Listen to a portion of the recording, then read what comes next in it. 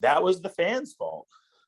That was their fault. The same fans that love the Dexter Lumis, who's married in real life, has a fiance on NXT, are the same fans that, because it was me, they didn't like the story.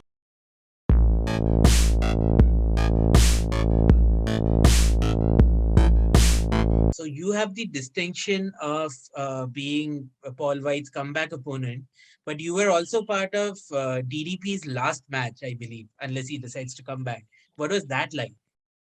Pretty cool, huh? It'll be Paul White's first, DDP's last. Brody Lee's first in AEW. Right. I think, overall, to be with DDP in his last match, even though like I was kind of thrown in there last minute and all this stuff, like it was awesome. The crowd was crazy for him.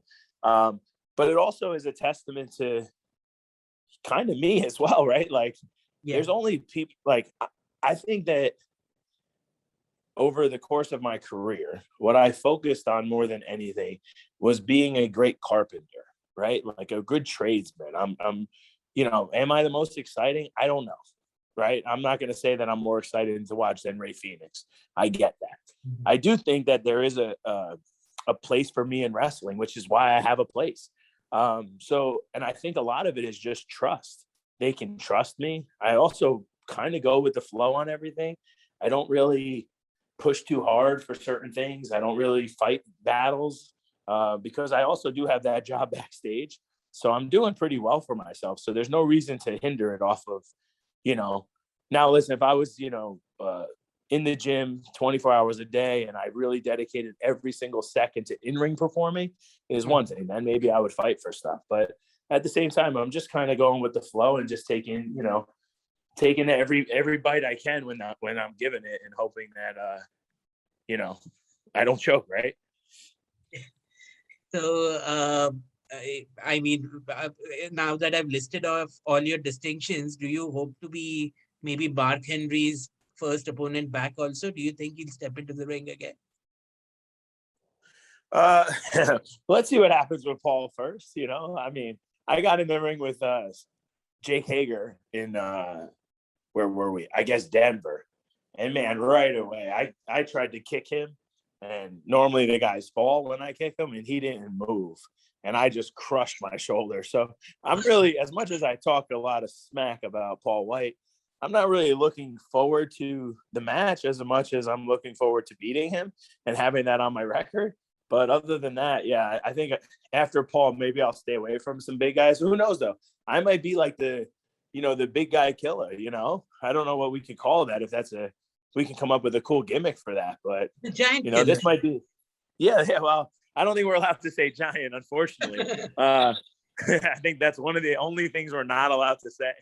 So I think that's why everyone's going with tall Paul. But, I wish, there's still some more to this story. If you watch Dynamite tomorrow or tonight, I think we have another layer to this story to really, get people a little more excited. I do understand, listen, I'm not the caliber of athlete that, or over wrestler as the CM Punks and the Darbys and the Jerichos and MJFs and yada, yada, yada, yada, yada. But who would you want to see Paul White work with? Because realistically, if Paul were to, let's pick give me a younger talent if you can. If you Jungle Boy? Jungle Boy, maybe? Yeah, sure. If Paul worked with Jungle Boy, you know what I mean? Who on paper, Paul's 7'2", right? He's 500 pounds, and Jungle Boy's 5'10", 150 pounds. So on paper, Paul's going to destroy him. How much do you think that's going to help out Paul's career, and how much is that going to help out Jungle's career if that happens, right?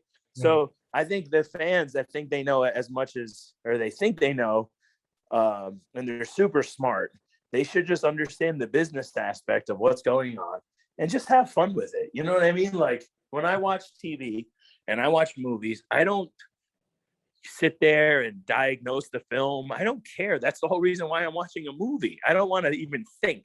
I want you to tell me everything that's going on. I just want to enjoy it. You know what I mean? Every now and then I'd like a movie that does make me think, but for the most part, I'm just trying to be entertained.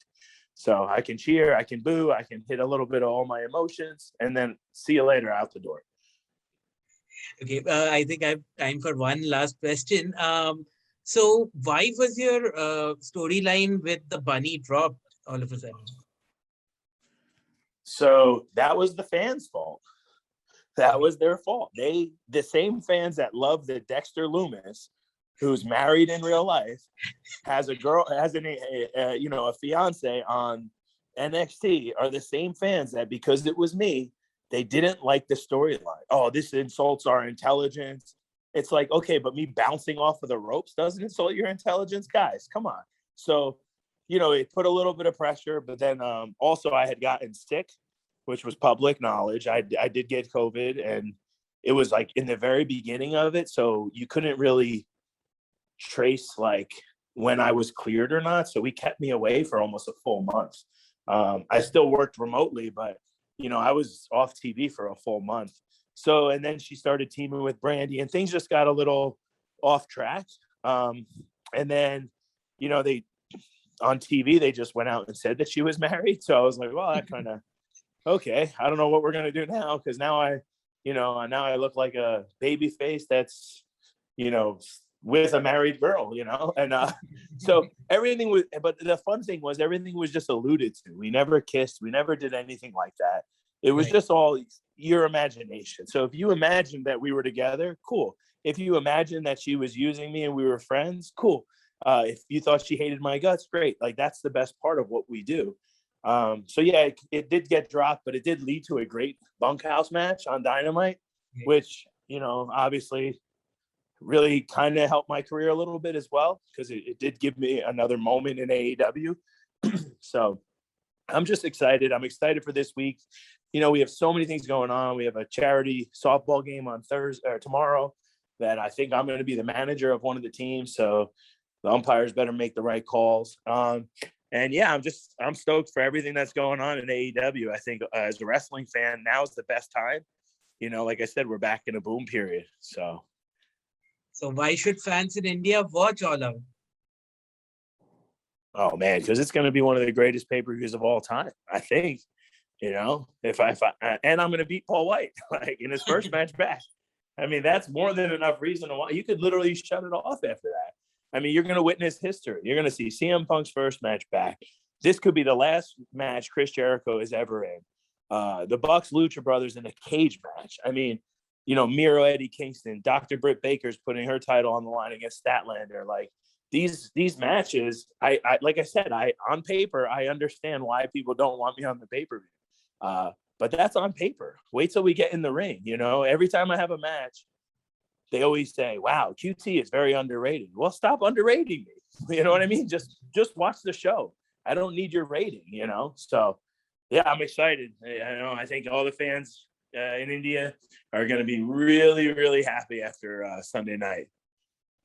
Thank you so much. This was a lot of fun.